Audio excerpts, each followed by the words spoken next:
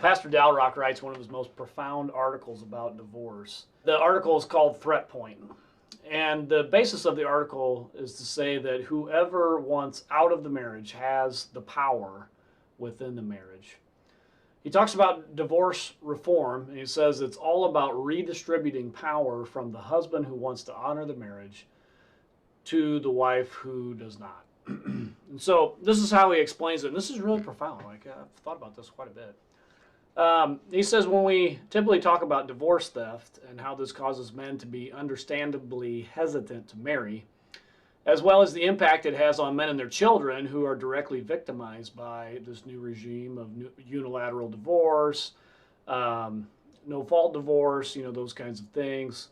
So divorce reform is as much about manipulating the power balance within the marriage as it is about ensuring that women frivolously divorce while collecting the cash and prizes. So two economists he refers to, this is really interesting.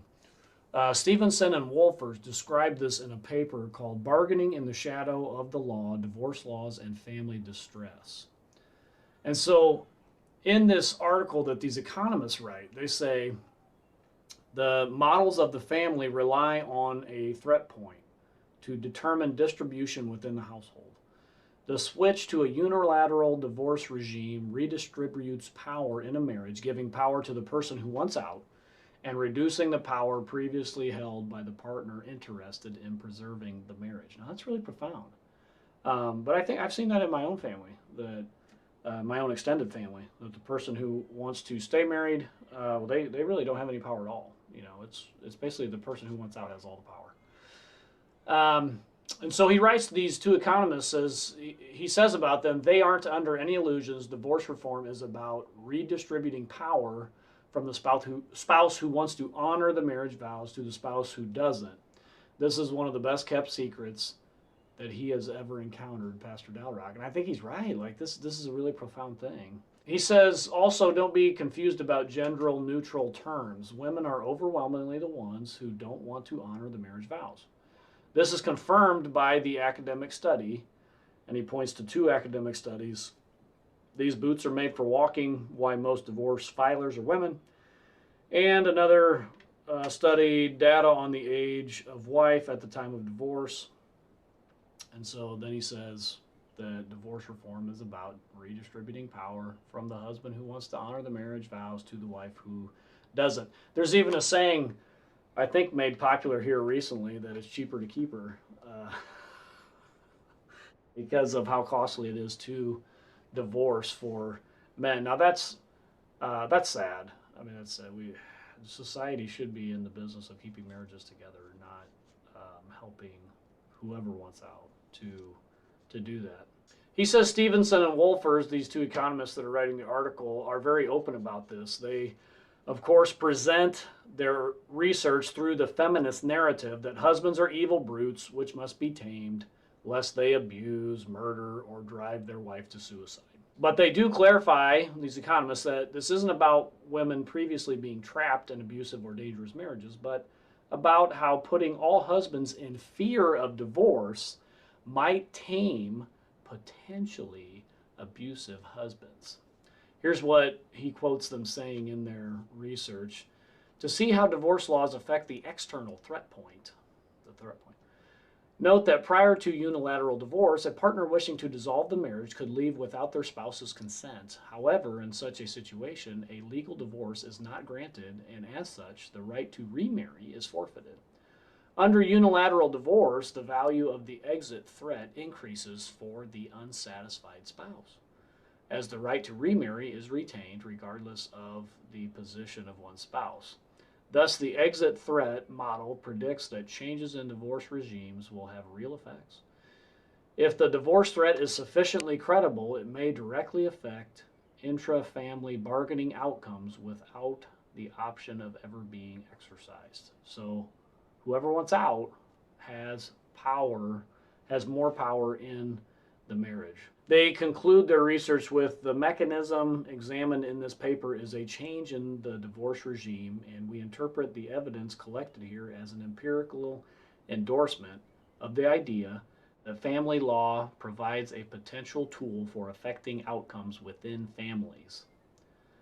So Pastor Dalrock writes, again, they weren't looking for evidence that divorce reform allowed wives to escape abusive husbands. They were looking for and found that changes in family law served as a sort of marital sword over husbands, causing them to bend to their wife's will out of fear of unilateral divorce. And then Pastor Dalrock writes about the church. He says, Christians are actively reinforcing these legal and social changes by abandoning the biblical view of marriage in favor of the feminist view of marriage. While the old paradigm was that a woman who couldn't keep a man was a failure, feminists and Christians have turned this around and now view a husband who can't keep his wife happy as a failure. At the same time, the wife who kicks the father of her children out of the house is now seen as heroic. This idea that husbands must grovel to their wives to stave off her ever-threatened unhappiness is so ingrained in modern Christian thought that there was no meaningful backlash amongst Christians when this was made the central plot in the movie Fireproof. Here comes up Fireproof again, that Christian movie. Said tens, perhaps hundreds of millions of Christians watched the movie and delighted in its presumed Christian message on marriage. We saw proof of the same thing with the women of ChristianForums.com going on for over 40 pages passionately arguing the morality of frivolous divorce. Shortly after I pointed this out, this is Pastor Dalrock, the moderators of the forum enacted a new rule forbidding members from writing anything in judgment of frivolous divorce. What? This is on ChristianForums.com. That is ridiculous. I shouldn't even smile about that. That is totally ridiculous. Here's what they said on ChristianForums.com. It said, please remember that when someone shares a personal experience, it is not up for judgment. Divorce is always a last resort, but we will not allow judgment of those who do make that choice. This abandonment of the biblical concept of marriage in exchange for the feminist view of marriage does not just impact the marriages of Christians. Christianity is the driving moral force in the West, and as such, their turning their backs on biblical marriage has given all women in the West moral cover to use this new legal threat point against their husbands to maximum effect. Husbands are hemmed in on all sides, cheerleading his wife to frivolously divorce if he fails to make her happy. Man, wow. Yet despite the millions of innocent men and their children who have been ground up by the machinery needed to keep husbands in their place, wives now report less marital happiness. We are feeding millions of innocent men and children to the machinery of divorce to keep this threat point in place, and not even making women happier with their marriages. Wow, what a conclusion. What a conclusion. I'll put a link to the article. Hey, give me a like. Give me a like, subscribe, give me a comment. And it's sad that wives seem to have all the power now because they want out of the marriages. They say if a woman is college educated, when a divorce happens, it's 90% of the time the woman files. This is sad. We got to get this turned around. But even with all that, Christ is winning. He is building his church, and the gates of hell will not prevail against it. Until next time, this is the Postmillennial Man.